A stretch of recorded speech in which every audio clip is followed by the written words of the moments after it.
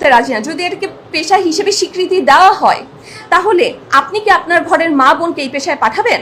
আপনার পরিবারে আপনার স্বামী, আপনার ছেলে এই পেশা গ্রহণের জন্য সেই নারীদের কাছে যাচ্ছে, সেটাকে আপনি মেনে নেবেন? একটি সুনির্দিষ্ট প্রস্তাবনার উপরে আলোকপাত করতে চাচ্ছি, সেটা হচ্ছে যৌনকর্মীদেরকে শ্রমিক হিসেবে স্বীকৃতি প্রদান। এখন বিষয়টা প্রথমত আমাদের কাছে খুবই মানবিক দৃষ্টির দিক থেকে মনে হচ্ছে যে এটা খুবই যুক্তিযুক্ত। এখান থেকে আমাদের যৌনকর্মী যারা আছেন তারা অনেক বেশি লাভবান হবেন। কিন্তু এখানে কিছু প্রশ্ন থেকে যাচ্ছে। প্রথমত, যারা আমাদের এখানে যৌনকর্মী আছেন তারা কি স্বেচ্ছায় এই পেশায় আসছেন? সেটা কিন্তু আমরা এখানে তাদের যেই প্রতিবেদন তার উত্তর কিন্তু এখানে আমরা পাইনি। এবং দ্বিতীয়ত, আমার নারী সংস্কার কমিশনের প্রতি কিছু প্রশ্ন রয়েছে যে আপনারা এই যে একটি প্রস্তাবনা করলেন, এর সপক্ষে আপনাদের কাছে কি কোনো ডেটা রয়েছে, অথবা আপনারা কি কোনো রিসার্চ করেছেন? সেই রিসার্চের আউটকাম কি? তার কোনো কিছুই তো আপনারা আপনাদের প্রতিবেদনে উল্লেখ করেননি। আচ্ছা, এই প্রশ্নগুলো বাদ দিই। এবার যদিও আমাদের অনেক সময় স্বল্পতা ছিল, যার কারণে আমরা ফিল্ডে যেয়ে আমাদের কোনো রিসার্চ করতে পারিনি, তবে অলরেডি বেশ কিছু রিনাউন্ড মিডিয়ার যারা তাদের ডকুমেন্টারি প্রকাশ করেছে এই টপিকের উপরে, তাদের বেশ কিছু বিষয়ের উপরে আমি আলোকপাত করতে চাচ্ছি। স্পেশালি এই মিডিয়াগুলোর মধ্যে রয়েছে বিবিসি, সিএনএ, আল জাজিরা। বাংলাদেশের দৌলতদিয়ার দিকে তাকান। দৌলতদিয়ার যে যৌনপল্লী রয়েছে, সেখানে হাজারে হাজারে কর্মী রয়েছে যারা এই যৌন পেশার সাথে সংযুক্ত। এবার তারা এখানে কিভাবে আসছে? বেশিরভাগ প্রতিবেদনই উঠে এসেছে তাদেরকে হয় মানব পাচারের মাধ্যমে এখানে নিয়ে আসা হয়েছে, নয়তো প্রেমিকের মাধ্যমে প্রতারণার শিকার হয়ে তারা এসেছে, নয়তো তাদেরকে চাকরির প্রলোভন দেখিয়ে এই পেশায় নিযুক্ত করা হয়েছে। এবার আমি ধরে নিলাম যে তাদেরকে এখানে এই পেশায় নিযুক্ত হওয়ার পর তাদেরকে একটি সুস্থ এবং স্বাভাবিক জীবন দেয়া হচ্ছে, কিন্তু আদৌ কি দেয়া হচ্ছে? মোটেও না। তাদের উপরে চালানো হচ্ছে পাশবিক, শারীরিক এবং মানসিক নির্যাতন। প্রথমত আমরা যদি দেখি, তাদের এখানে যারা কিশোরী যারা আসছেন এবং শিশু বয়সে যারা আসছেন, তাদের গড় বয়স থাকে 14-র কাছাকাছি।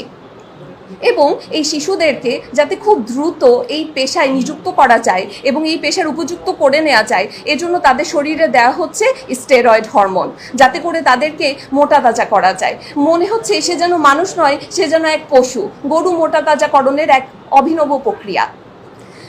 এরপরে আমরা যদি তাকাই, তাদের উপরে আরও বিভিন্ন ধরনের শারীরিক নির্যাতনের খোঁজ আমরা পেয়ে থাকি।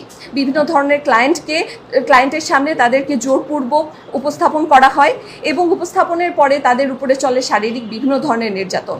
নিজের সম্মতির বিপরীতে যে তাদেরকে এই কাজগুলোতে লেগে থাকতে হচ্ছে, শুধুমাত্র তারা পরিস্থিতির শিকার বলে। কিন্তু এই পরিস্থিতির শিকারকেই আজকে তাদের পেশা হিসেবে তাদের উপরে এক প্রকার চাপিয়ে দেওয়া হচ্ছে। আচ্ছা, এই তো গেল আমাদের দেশের অবস্থা। এবার আমরা বাইরের দেশগুলোর দিকে তাকাই। বাইরে যেই সকল দেশে এই যৌন যেই পেশা, এটাকে স্বীকৃতি দেওয়া হয়েছে, স্পেশালি জার্মানি এবং নেদারল্যান্ডে, সেখানে কি অবস্থা? খুব মনে হয় যেন তাদের উন্নতি হয়েছে, মোটেও না। সেখানে এই ধরনের আইনের বৈধতা দেওয়ার পরে দেখা গিয়েছে সেখানে মানব পাচার বেড়ে গিয়েছে, সেখানে নারীর উপর সহিংসতা আগের থেকে বহু গুণে বেড়ে গিয়েছে এবং অন্যান্য অপরাধ কর্ম তো তার সাথে যুক্ত রয়েছেই। তাহলে এবং তারা এখন দেখা যাচ্ছে যে এই আইনকে বাতিল করার জন্য উঠে পড়ে লেগেছে।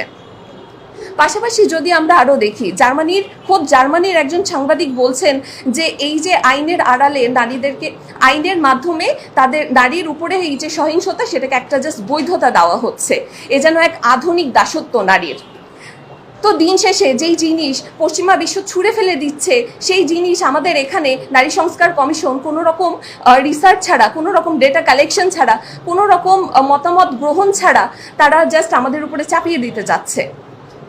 তো দিন শেষে আমি শুধু এটাই বলতে পারি যে এই যে নারীর উপরে যে সহিংসতা, এটা শুধু পুঁজিবাদী এবং অন্যান্য পুঁজিবাদীদের জাস্ট নারীদের ভোগ করার একটা মাধ্যম হিসেবে তুলে ধরা হয়েছে, আর কিছু নয়।